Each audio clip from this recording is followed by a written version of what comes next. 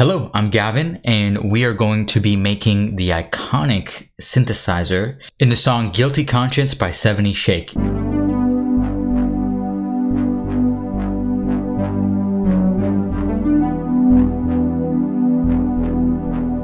you guys don't know the song already, definitely check it out. It is a banger. So I'm going to be figuring it out as I go.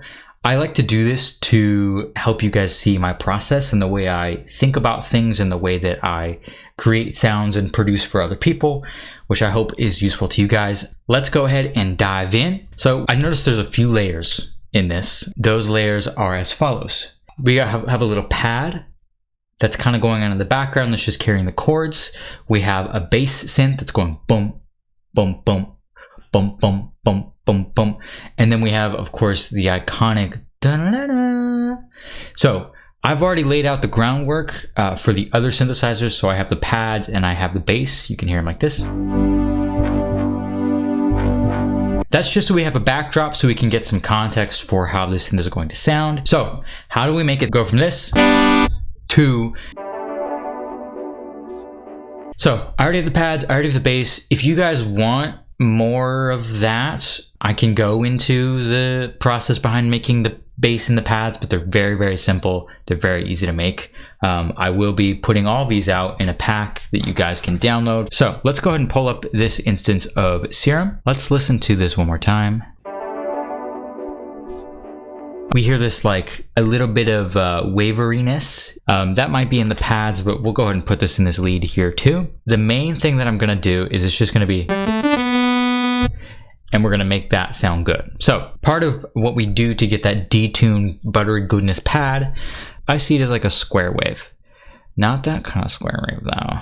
I like to do basic shapes. There's so many we can dive into and explore, but I like to stick to general basics. So let's get a unison and we'll take the detune down. Detune's always, the default setting I feel like should be here.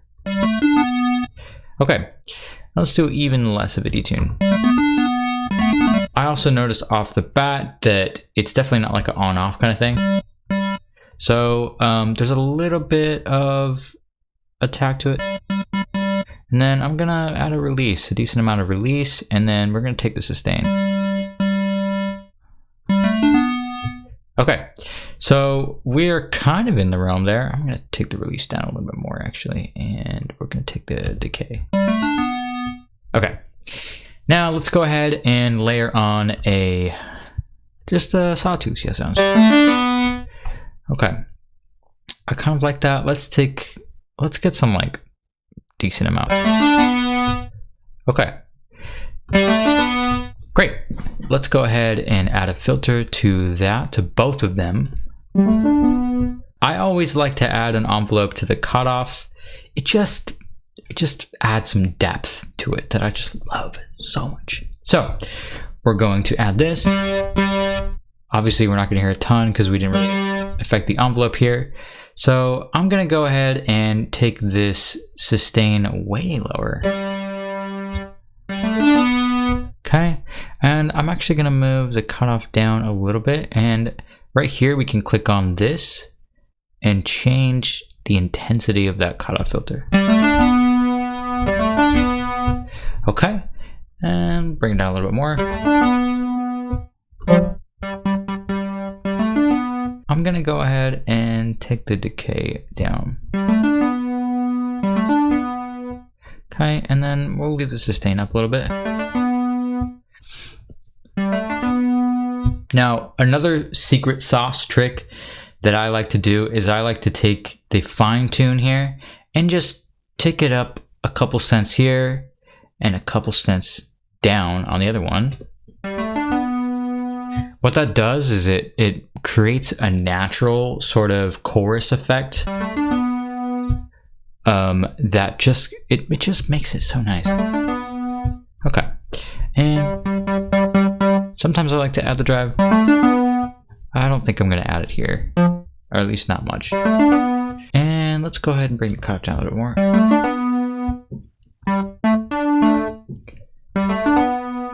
Okay, and I'm hearing a little bit too much of a tail. All right, so I feel like we're already off to a really good start. The main thing is I don't like how immediate it is, so I might add a little bit more attack, honestly. There we go.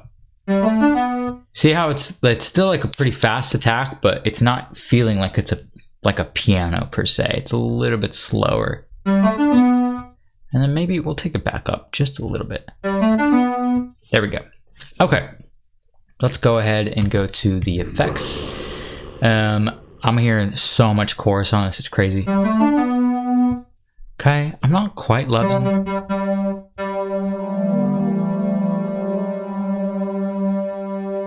Okay. And I hear, honestly, a little bit of reverb. I don't love. Let's take this high cut.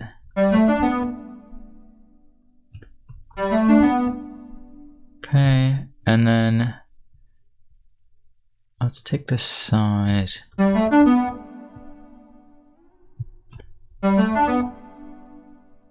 Make it bigger.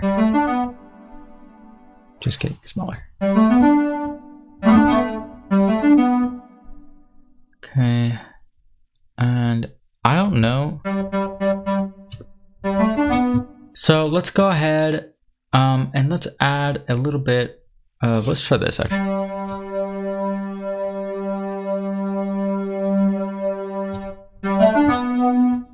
Okay, I love me some hyperdimension. This kind of just adds the sound of more oscillators. And what I'm hearing on this, honestly, is like a lo-fi effect on it.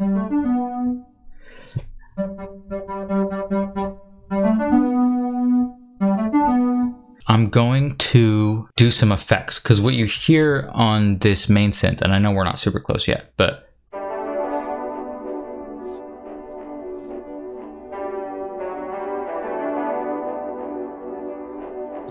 yeah, so there's a lot of reverb.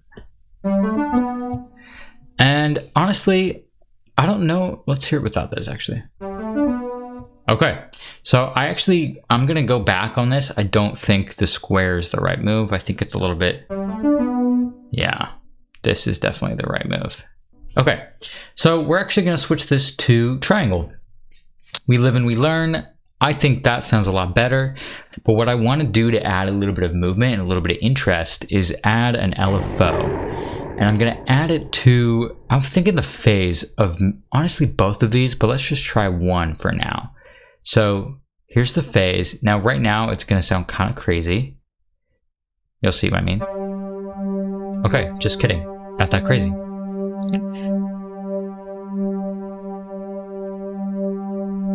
So let's just hear this. Okay. I think I am going to add it to both. I like to do two different LFOs because I like to have, I don't want it to be locked to the grid. I don't want it BPM.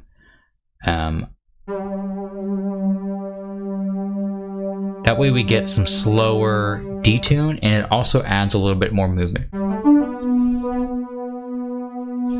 Now right now, I'm hearing a little bit of like digital kind of artifact.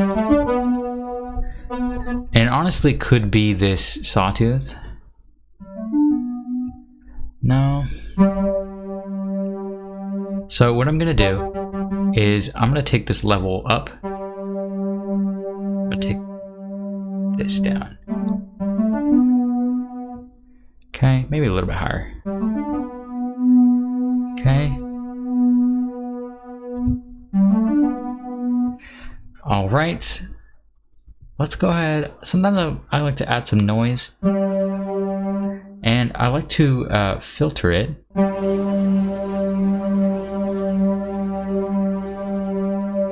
Just kind of adds a little bit of grit. Okay. And I'm going to take this oscillator and I'm going to also make this slower. Much slower, actually. Like there.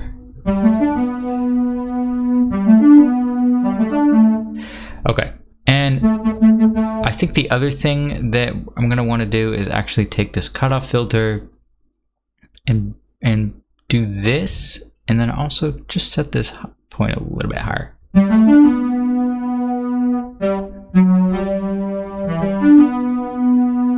Now, I'm still not getting enough of a detune.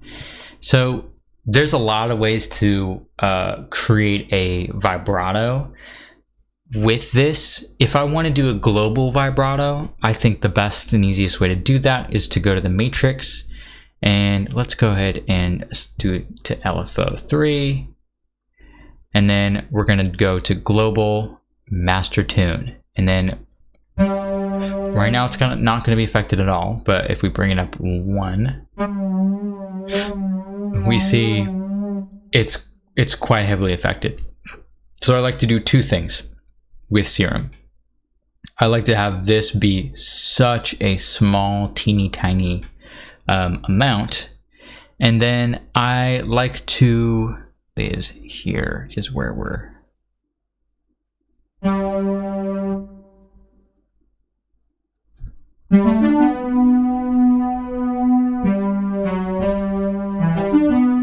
there we go.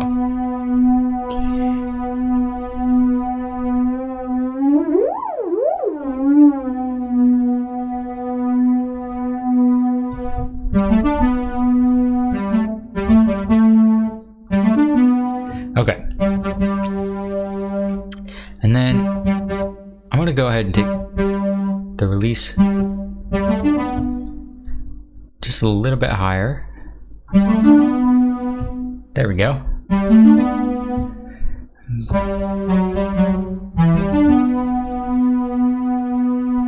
And then honestly, I'm going to take this and bring it a little bit more.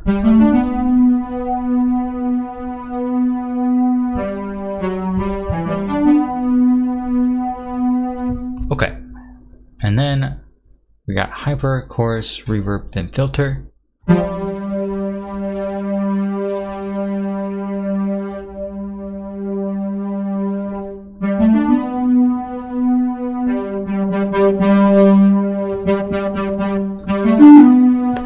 There we go. I feel like that's getting real close.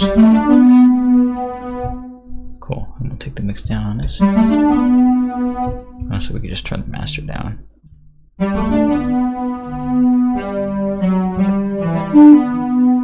Okay, let's go ahead and let's play that here.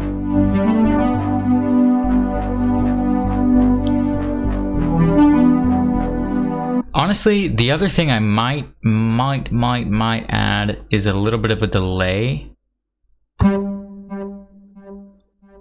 Like a fast, like a 8th.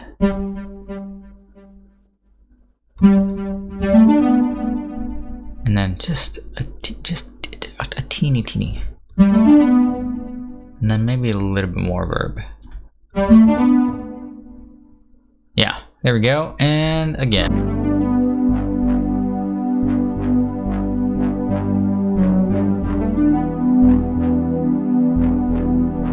And there we have it. That is how you build the synth from Guilty Conscience by 70 Shake. So fun, so good, such a good synth. Thank you, 70 Shake. Thank you, producers. Thank you to everyone who worked on that song. It's so good. If you haven't listened to it yet, it is a banger. Please go listen to it.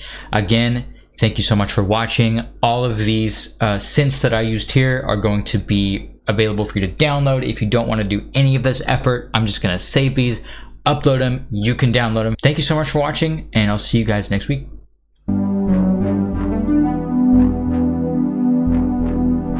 My mind won't let me rest. Voice in my head, I hear what it said. I can't trust a thing if I picked up and left.